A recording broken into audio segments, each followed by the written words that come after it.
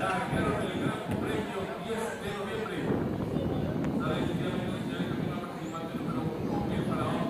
Cuidado, porque puede estar cansado el número 2, para el Por eso. el participante número 3, antes de los atrás, sigue desempeñando el número 4, Valentín, el número de por fuera, ganando el número 7, que hace 4.9. Que anota muy apoyado por el número 10, Emperador. Señores, comienzan a enfrentar el todo el número 1, Faraón, que ya está cansado, el número 3, canta que va a su búsqueda. Tercero desempeña el número 7, Pegasus, cuarto que está el 9, ganando muy bien, ubicación el 10, Emperador.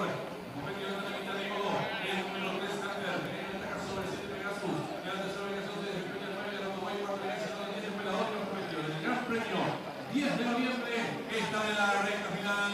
Hay lucha de la vida para